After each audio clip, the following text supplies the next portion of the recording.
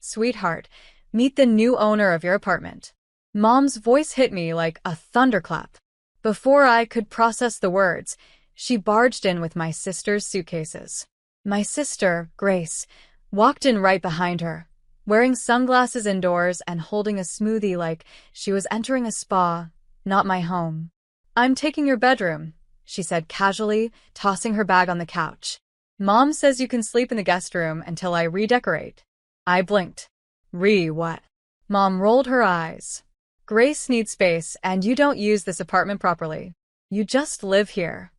Hi everyone, my name is Natalie Rhodes, I'm 26, and this was the moment my family decided to evict me from the home I bought with my own savings.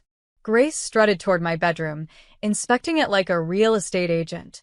"This color palette is so depressing. I'll have it repainted." I stood frozen. My name was on the lease. My furniture.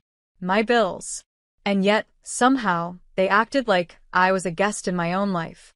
Then Mom tossed my jacket in my face. "Hurry up and clear your things before the movers come."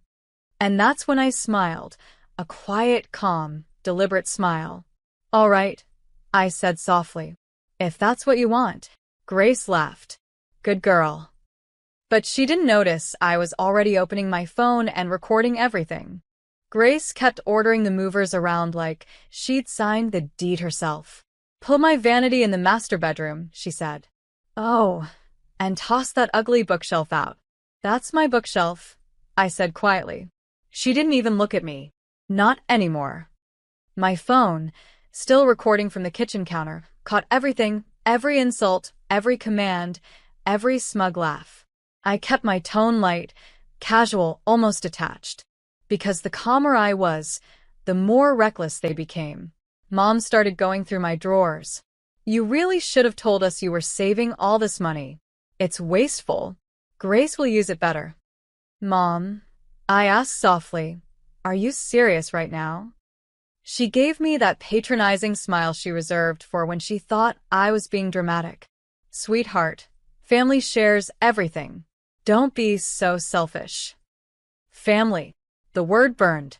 When they finally left, I locked the door and replayed the recording, the one that captured my mother admitting she'd transferred ownership and Grace demanding I vacate my own room. Every word, clear as glass. That night, I emailed the file, along with my lease, receipts, and bank statements, to my lawyer friend, Diana. Her reply came within minutes. "Nat, this is gold. Don't confront them. Just wait. I'll handle the paperwork." I leaned back, smiling at the irony. They thought I was packing to leave. I was preparing to evict them. 2 days later, the movers returned. But this time, they weren't there for me. When I opened the door, they handed me a stack of official envelopes. Diana had worked fast. "Court notices," the lead mover said. "We were told to deliver these to Ms. Grace and Mrs. Rhodes." Perfect timing. Mom and Grace showed up an hour later, waltzing in like royalty who'd come to check on their castle. Grace looked around and frowned. "Why haven't you moved out yet?" I held up the envelopes. "Because I'm not going anywhere." Mom scoffed. "What's this nonsense now?" "Legal documents," I said. "Filed this morning.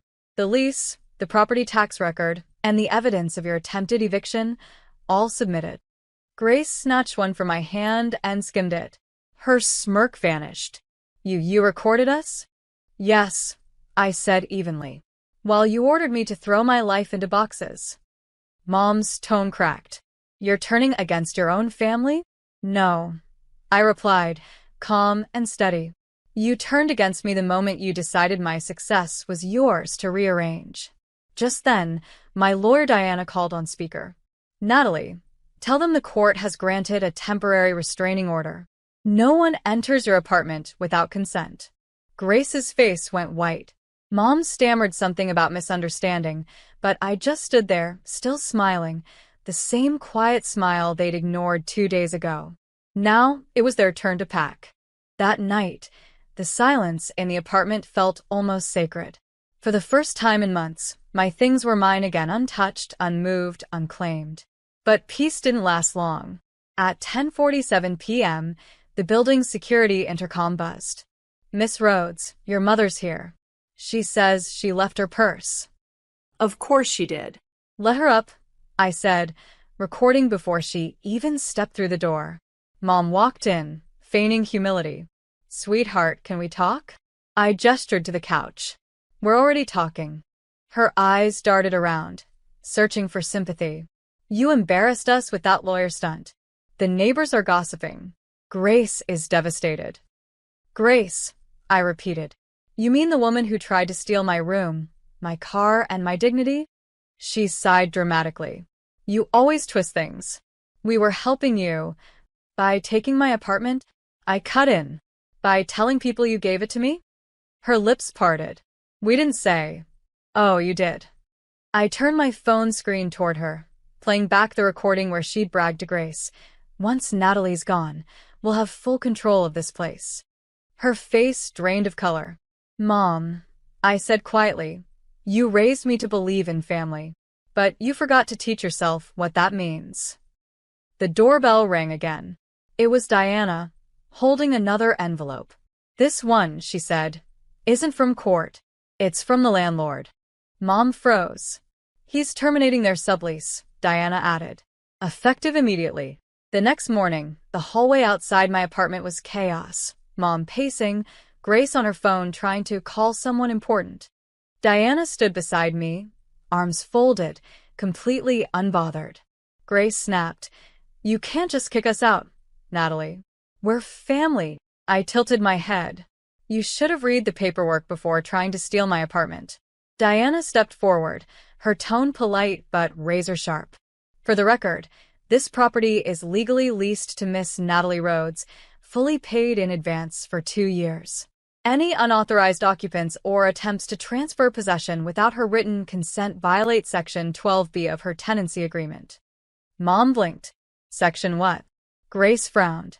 Mom, did you even read the lease before bringing my stuff here? She said she owned it. Grace hissed. Diana smiled. Ownership doesn't come from assumption, Ms. Rhodes. It comes from documents. And those all have Natalie's name on them. Grace's voice broke. You're doing this to humiliate us. I met her eyes, calm and steady. No. I'm doing this to protect myself from people who forgot what love looks like when money's involved. The movers, the same ones they'd hired days ago, appeared at the door again, this time carrying their boxes out. Mom muttered something about betrayal as she followed them down the hall. Diana turned to me. You handled that perfectly. I exhaled slowly. No, I said, glancing at the empty doorway. That was just the beginning. A week passed before I heard from them again. Grace texted first. Mom wants to talk.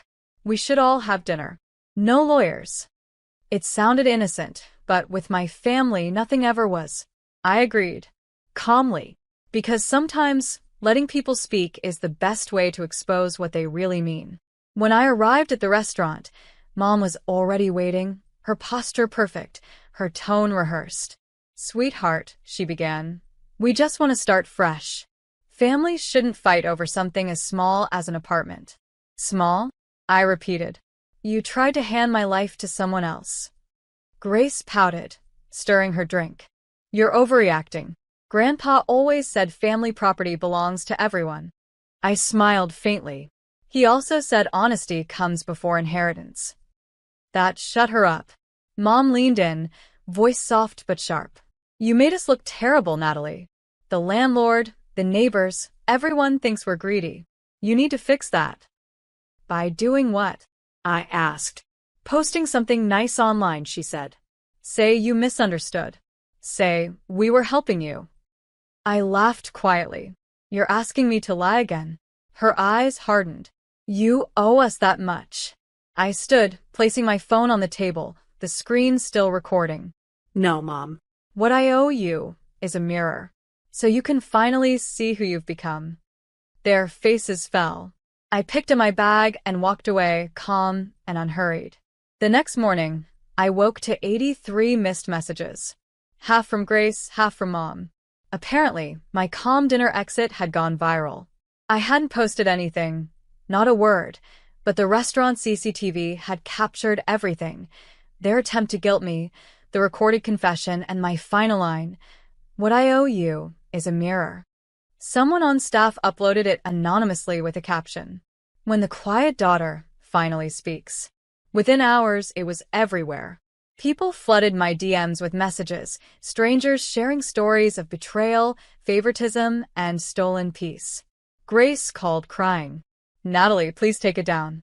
People are calling us thieves."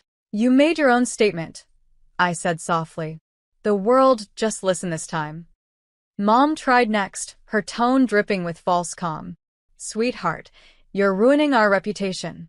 I looked around my spotless apartment, my name shining on the lease framed by the door. No, Mom, I said. "I'm protecting mine." When I hung up, I noticed something strange, a message from Grandpa. "Proud of you, kiddo. About time someone in this family learned the value of peace over property." That text meant more than anything trending online, because for once, the family that tried to silence me had been exposed by their own echo. And all I'd done was tell the truth, quietly. 3 months passed. The noise faded. The viral post, the pity texts, the fake apologies. All that remained was quiet. Beautiful, earned quiet. Grace moved in with a friend across town. Mom, still clinging to image, started attending family healing seminars and posting inspirational quotes she didn't understand.